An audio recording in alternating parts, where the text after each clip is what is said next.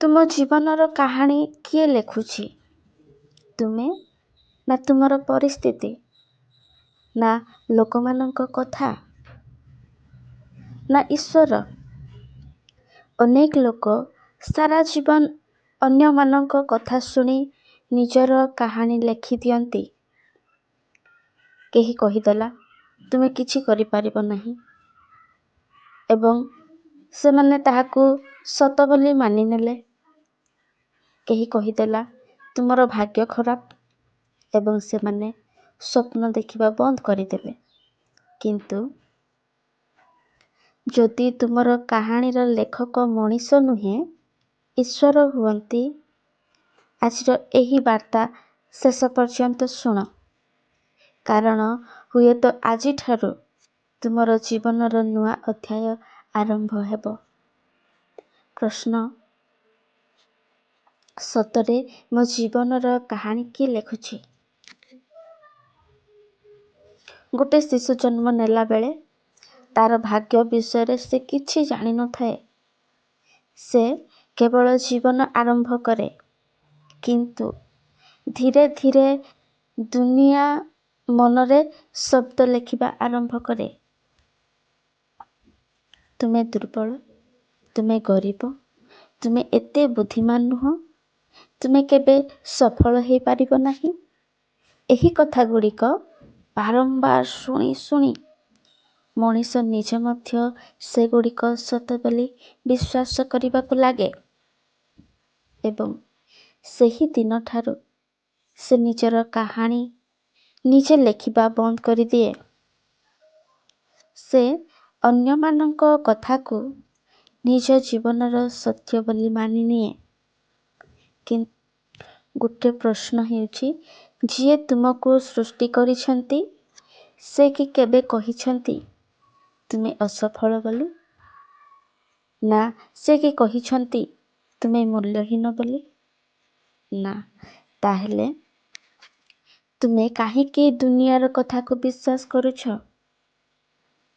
ହୁଏତ ଆଜି ପର୍ଯ୍ୟନ୍ତ ତୁମର କାହାଣୀ ତୁମେ ଲେଖୁନାହଁ, ଅନ୍ୟମାନେ ଲେଖୁଛନ୍ତି ଏବଂ ସେଥିପାଇଁ ତୁମେ ନିଜର ପ୍ରକୃତ ପରିଚୟକୁ ଭୁଲି ଯାଇଛ।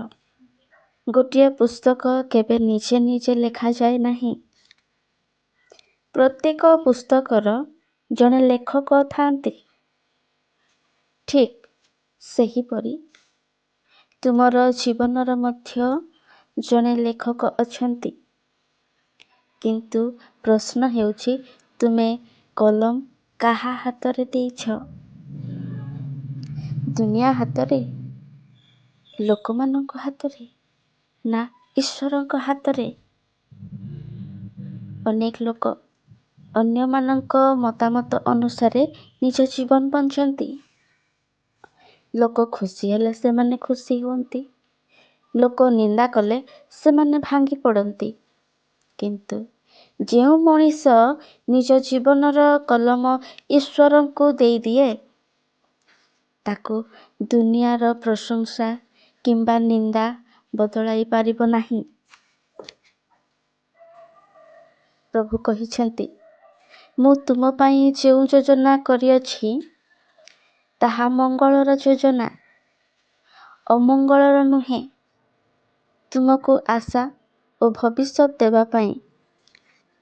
ଏହି ପଦ କହୁଛି, ଈଶ୍ୱରଙ୍କ ପାଖରେ ତୁମ ଜୀବନର ସମ୍ପୂର୍ଣ୍ଣ କାହାଣୀ ଅଛି। ତୁମେ ଆଜି ଯେଉଁ ପୃଷ୍ଠାରେ ଅଛ, ତାହା ଶେଷ ପୃଷ୍ଠା ନୁହେଁ। ହୁଏତ ଆଜି ତୁମେ କାନ୍ଦୁଛ, ହୁଏତ ଆଜି ତୁମେ ହାରି ଯାଇଛ ବୋଲି ଲାଗୁଛି ତୁମକୁ, କିନ୍ତୁ ଈଶ୍ୱର ଏପର୍ଯ୍ୟନ୍ତ ତୁମର କାହାଣୀ ଲେଖିବା ବନ୍ଦ କରିନାହାନ୍ତି। ତେଣୁ ଗୋଟିଏ ଖରାପ ଅଧ୍ୟାୟକୁ ସମ୍ପୂର୍ଣ୍ଣ କାହାଣୀ ବୋଲି ଭାବ ନାହିଁ।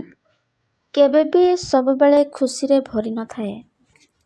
ସେଥିରେ ସଂଘର୍ଷ ଥାଏ, ଲୁହ ଥାଏ, ହାର ଥାଏ ଏବଂ ପୁଣି ଉଠିବାର ସାହସ ମଧ୍ୟ ଥାଏ। ଠିକ୍ ସେହିପରି ତୁମର ଜୀବନ ମଧ୍ୟ ଆଜି ଯେଉଁ କଷ୍ଟ ତୁମେ ଦେଖୁଛ, ସେଇଟା ତୁମର କାହାଣୀର ଶେଷ ନୁହେଁ, ସେଇଟା ଗୋଟିଏ ଅଧ୍ୟାୟ ମାତ୍ର। ମନେ ପକାଅ, ଯୋସେଫକୁ ନିଜ ଭାଇମାନେ ବିକ୍ରି କରି ଦେଇଥିଲେ। ସେ କାରାଗାରକୁ ଗଲେ। ଲୋକମାନେ ଭାବିଲେ ତାଙ୍କ କାହାଣୀ ଶେଷ, କିନ୍ତୁ ଈଶ୍ୱର କହିଲେ ଏହା ଶେଷ ନୁହେଁ, ଏହା ଆରମ୍ଭ ମାତ୍ର। କିଛି ସମୟ ପରେ ସେହି ଯୋସେଫ ମିଶରର ଶାସକ ହେଲେ। ଏହାର ଅର୍ଥ ଈଶ୍ୱର କେବେ ବି ଅଧା କାହାଣୀ ଲେଖନ୍ତି ନାହିଁ। ଯଦି ଆଜି ତୁମ ଜୀବନରେ ଅନ୍ଧାର ଅଛି, ତେବେ ହୁଏତ ଈଶ୍ୱର ପରବର୍ତ୍ତୀ ଅଧ୍ୟାୟ ଲେଖୁଛନ୍ତି। ସେଥିପାଇଁ ନିଜ କଷ୍ଟକୁ ଘୃଣା କର ନାହିଁ। ହୁଏତ ଏହି କଷ୍ଟ ହିଁ ତୁମକୁ ସେହି ମଣିଷ କରିବ, ଯେଉଁ ମଣିଷ ହେବା ପାଇଁ ଈଶ୍ୱର ତୁମକୁ ସୃଷ୍ଟି କରିଥିଲେ। ବନ୍ଧୁ, ଗୋଟିଏ ପୃଷ୍ଠା ଛିଡ଼ିଗଲେ ସମ୍ପୂର୍ଣ୍ଣ ପୁସ୍ତକ ଶେଷ ହୁଏ ନାହିଁ। ଠିକ୍ ସେହିପରି ଗୋଟିଏ ବିଫଳତା, ଗୋଟିଏ ଅପମାନ, ଗୋଟିଏ ହାର ତୁମର ସମ୍ପୂର୍ଣ୍ଣ ଜୀବନକୁ ନିର୍ଣ୍ଣୟ କରେ ନାହିଁ। ବନ୍ଧୁ, ଆଜି ତୁମେ ଗୋଟିଏ ନିଷ୍ପତ୍ତି ନେଇପାର। ଆଜିଠାରୁ ତୁମର ଜୀବନ କାହାଣୀ ଭୟ ଲେଖିବ ନାହିଁ, ଅନ୍ୟମାନଙ୍କ କଥା ଲେଖିବ ନାହିଁ। ଅପମାନ, ବିଫଳତା, ନିରାଶ ଏସବୁ ଆଉ ତୁମର ଜୀବନର ଲେଖକ ହେବ ନାହିଁ। କାରଣ ତୁମେ ଆଜି ବୁଝିଗଲ ତୁମର କାହାଣୀର ଲେଖକ ଈଶ୍ୱର। ମନେ ରଖ, କେବେ କେବେ ଆମେ ଗୋଟିଏ ପୃଷ୍ଠା ପଢ଼ି କହିଦେଉ, ମୋ ଜୀବନ ଶେଷ ହେଇଗଲା। କିନ୍ତୁ ଈଶ୍ୱର ସେତେବେଳେ ହସନ୍ତି, କାରଣ ସେ ଜାଣନ୍ତି ଆଗକୁ ଆହୁରି ଅନେକ ସୁନ୍ଦର ଅଧ୍ୟାୟ ବାକି ଅଛି। ତେଣୁ ଆଜିର କଷ୍ଟ ପାଇଁ କାଲିର ସ୍ୱପ୍ନକୁ ଛାଡ଼ ନାହିଁ। ଆଜିର ଲୁହ ପାଇଁ କାଲିର ଆଶାକୁ ମାରିଦିଅ ନାହିଁ। ଯଦି ତୁମେ ଆଜି ମଧ୍ୟ ନିଶ୍ୱାସ ନେଉଛ, ତାହାର ଅର୍ଥ ଈଶ୍ୱର ତୁମର କାହାଣୀ ଏଯାଏ ଶେଷ କରିନାହାନ୍ତି। ହୁଏତ ଆଜିର ଭିଡ଼ିଓ ତୁମର ଜୀବନର ଗୋଟିଏ ନୂଆ ଆରମ୍ଭ ହେଇପାରେ। ଆଜି ଘରକୁ ଫେରି ଆଇନା ସାମ୍ନାରେ ଠିଆ ହେଇ ନିଜକୁ ଗୋଟିଏ କଥା କୁହ, ମୁଁ ହାରିବି ନାହିଁ। ମୋ କାହାଣୀ ଏଯାଏ ଶେଷ ହେଇନାହିଁ।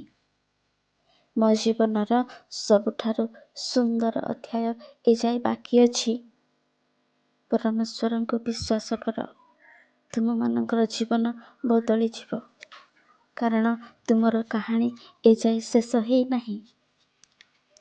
ଯଦି ଏହି ବାର୍ତ୍ତା ତୁମ ହୃଦୟକୁ ଭଲ ଲାଗିଥାଏ, ତେବେ ଏହି ଭିଡ଼ିଓକୁ ନିଶ୍ଚୟ ସେୟାର କର। ହୁଏତ କେହି ଏମିତି ଅଛନ୍ତି ଯାହାଙ୍କୁ ଆଜି ଏହି କଥା ଶୁଣିବାର ଆବଶ୍ୟକତା ରହିଛି। ପ୍ରଭୁ ତୁମମାନଙ୍କୁ ଆଶୀର୍ବାଦ କରନ୍ତୁ, ତୁମର ପରିବାରକୁ ଆଶୀର୍ବାଦ କରନ୍ତୁ। ଧନ୍ୟବାଦ।